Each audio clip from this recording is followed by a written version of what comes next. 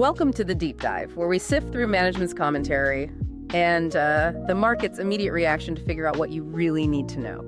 Today, we're plunging into the Q2 fiscal year 2026 earnings call for Worthington Enterprises. That's ticker WALAOR. And this one is it's a perfect example of what happens when the market hits the panic button a little too early.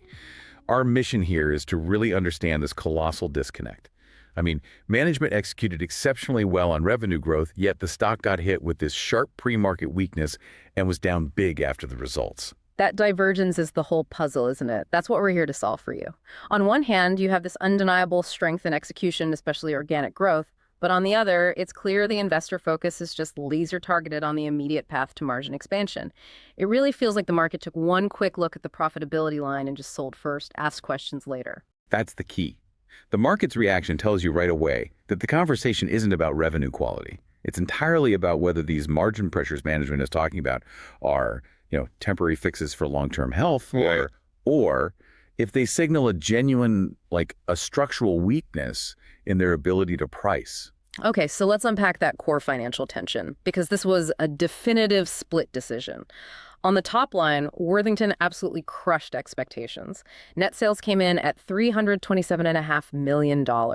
That blew past the consensus of $310.6 million by almost $17 million. Which is a 19.5% growth year over year. That's a massive volume story, especially in this kind of mixed macro environment. It is, but as we've seen so many times, the market will just ignore a volume beat if profitability is compromised. And that's what happened.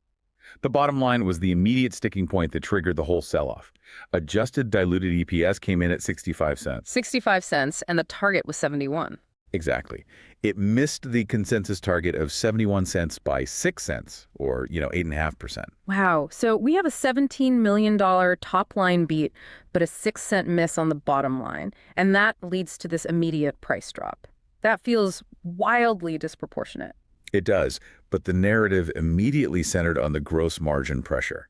Gross margin declined by about 120 basis points year over year. And to translate that for everyone, that means profitability dropped from 27% down to 25.8%. Right, and that 1.2% dip in margin was immediately flagged as the #1 concern. Okay, it's easy to get caught up in that profitability miss, but we need to talk about the cash generation. Right. Were they still bringing in cash flow effectively despite all that pressure on the P&L? Oh, they absolutely were. Operationally, the company is still just a cash machine. Operational cash flow was up 5% year over year to $51.5 million, and free cash flow, that jumped 15% to $39.1 million. So no liquidity issues?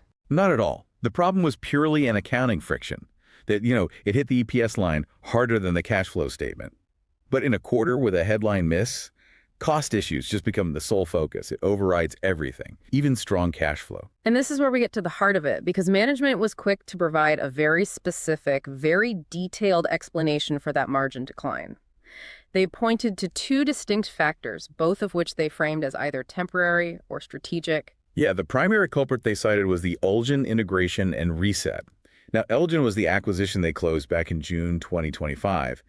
And management admitted that the majority of the margin decline came from what they call these deliberate reset dynamics. So this wasn't just about combining two balance sheets. No, not at all. It involved, intentional efforts to improve safety standards, add critical new equipment, and really upgrade the workforce quality at Elgin. That all sounds like fundamental, necessary long-term work. But how did fixing safety and adding equipment translate into a margin hit this quarter? It's pretty simple. It's supply friction. By doing these resets, improving the operational foundations, they temporarily limited their ability to produce and ship to meet immediate customer demand. Right.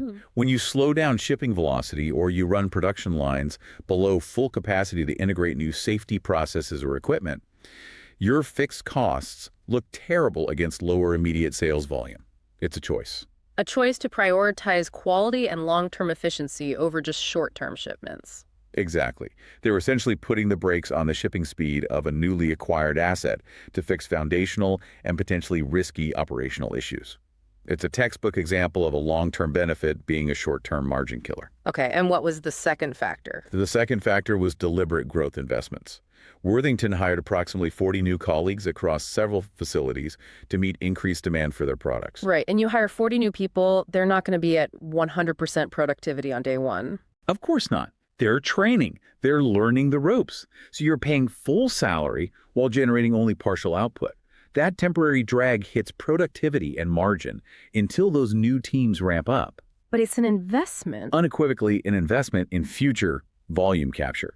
And that context is so critical because if you look underneath all these gross margin issues, the organic growth was just undeniably strong. The volume story is what the market completely overlooked. Let's analyze the segment performance that delivered that massive top-line beat. I mean, where did all that new volume come from? Yeah, let's do that. The building products segment really led the charge. Sales grew an astonishing 31.9% year over year to $207.5 million. And critically, this was not just M&A fluff. Even if you exclude Elgin's $25 million contribution, sales were still up 16% year over year organically. 16% organic growth is huge, especially when you hear that commercial construction activity is supposedly subdued. What specific products drove that organic strength? It was pretty broad-based. Volume gains and share capture across the business. They saw really strong performance in their core areas: heating, cooking, water, and their cooling and construction products. Yeah. Management really emphasized that they are winning new business and taking share from competitors, even in this challenging environment. Okay, so that's building products. Now, what about the consumer products side? That segment usually tends to be much more susceptible to macro caution and, consumer hesitation. And consumer products showed remarkable resilience. They actually achieved a 2.7% sales increase to $120 million. Management described this as stable, solid performance in what is definitely a cautious consumer environment. And they did that by new placements. Yes, they offset any potential volume weakness by successfully executing on new product placements. Any specific examples of those placements that stood out? They cited Balloon Time, which is their portable helium product, moving into Costco stores nationwide. And they secured additional placements for other products at major retailers like Sherwin-Williams and Home Depot. What's fascinating here, though, is that the consumer segment's overall store count is up an incredible 63% year over year. 63%. 63%, driven by innovation and new product lines. A 63% store count growth? That's not incremental. That is an absolute acceleration. It suggests Worthington is building the distribution infrastructure now, so they're positioning that consumer segment for a massive breakout when the macro finally improves and spending loosens up. Which brings us directly to their strategy for long-term, high-margin growth, M&A. Right. This call just confirmed that acquisitions are the primary lever they are pulling to drive that long-term target of 30% gross margin. Right. And the big news on the call was the pending acquisition of the LSI Group. This is a market leader in engineered metal roofing components. They're acquiring them for about $205 million, and it's expected to close in January 2026. And this is where you see the quality of their M&A strategy. LSI isn't just a volume purchase, it's a margin purchase. Management was very explicit about this. LSI is expected to be immediately accretive to adjusted EBITDA margin, adjusted EPS, and free cash flow.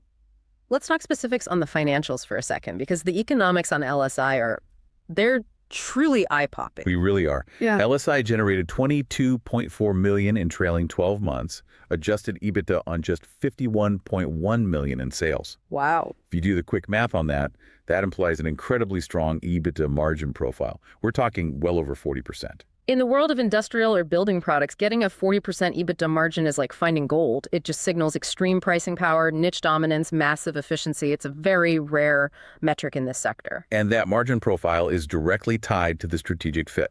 LSI is described as a niche, engineered building systems leader. Their products, specifically these standing seam metal roofing clips and components, are engineered directly into OEM-certified roof systems. Okay, explain the significance of that. Why does that engineering process make LSI's revenue so sticky? Because when a component like a specific roofing clip is engineered and certified into a massive commercial roof system, replacing it requires requalification. Oh, I see. That means years of testing and millions of dollars of investment for a rival to switch suppliers. It creates incredibly high switching costs for the customer. So once LSI is in, they are extremely difficult to engineer out. Which guarantees that 40+% margin is sustainable. Pretty much. And that strategic M&A is clearly tied to emerging, faster-growing end markets, particularly the one everyone is talking about, data centers. Right. They provided some crucial color on this. Management confirmed that their exposure to data centers is currently less than 10% across their existing businesses. But it's growing fast. They were very quick to describe it as one of their faster-growing areas. And it's important to recognize that this is not a single point of exposure, right? Yeah. It's a cross-portfolio play for Worthington. Absolutely. The exposure comes from multiple angles. They supply large ASME water tanks, which are essential for liquid cooling infrastructure. They sell structural grid products through their Wave business. They provide HVAC components and metal strut systems through the new Elgin acquisition. And now LSI. And now, the metal roofing components and clips from the pending LSI acquisition will serve those massive data center roofs. It's an enterprise-wide attack on a high-growth sector. To fund that $205 million acquisition, let's do a quick balance sheet check. Do they still have runway for more deals after this? Oh, tons of flexibility. The LSI deal will be funded primarily with cash on hand, supplemented by some modest revolver borrowings. Their balance sheet remains exceptionally conservative. Net debt to trailing adjusted EBITDA is sitting at approximately 0.4 times. That 0.4 ratio is key. It basically means they could do 2 or 3 more deals of this size without remotely straining their financial structure. They are financially disciplined while maintaining a clear bias toward high-quality, high-margin growth. Which brings us to the macro view. Management was quite candid, describing the current situation as navigating a mixed macro. A mixed environment characterized by what we already talked about. Cautious consumers, a sluggish housing market, and most notably, subdued commercial construction activity. And the effects of that subdued commercial activity, well, they showed up painfully in one crucial part of their portfolio, their joint venture, Clark-Dietrich. Clark-Dietrich specializes in metal framing and components for the front end of new commercial construction, and its equity earnings just dropped significantly. That drop was a major culprit in the EPS miss, wasn't it? Equity earnings dropped to just $4 million this quarter, down from $10 million in the prior year. That $6 million reduction is huge. What specifically drove that intense pressure? Management flagged 2 things. First, increased competition from smaller, less financially disciplined players, which is, a common thing when market volumes decline. But more importantly, they cited negative mix shift. What does that mix shift look like on the ground? So Clark-Dietrich is still winning and competing better on very large, complex projects. Think stadiums, data centers, hospitals. Those are still being built. Okay, but those massive infrastructure-type projects, while they provide volume, they tend to have a lower margin profile than their traditional higher-margin drywall stud business for smaller commercial buildings. So they're maintaining their market leadership and competitive position, but they're sacrificing margin to keep that volume and scale up. That provides crucial context for the whole margin pressure story. It absolutely does. And looking ahead, management explicitly guided for no worse than flat sequential performance at Clark-Dietrich. So they seem to believe the worst of the decline is over, though they aren't expecting a rapid recovery yet. Right. But conversely, looking at their wholly owned businesses, they're betting on a cyclical upswing. Management reiterated expectations for a seasonally stronger back half, specifically Q3 and Q4. Yes. They expect the winter needs for propane and backup heat, plus the traditional start of the spring construction season, to really confirm the volume-driven growth in their wholly owned segments. They are basically asking the street to believe that the friction we saw in Q2 the LM, the Elgin integration, and that initial Clark-Dietrich shock, that was the low point. And if we look at the bigger picture, they reaffirmed their long-term structural targets, driving gross margin to a consistent 30% and SG&A down to 20% over time. They're saying the current pain is just a necessary investment to hit those goals. Which is precisely where the divergence lies. The market just doesn't trust the timing. All right, time for the segment where we explore the wild yet plausible trade concepts emerging from this deep dive. And a reminder, this is purely for entertainment and conceptual discussion.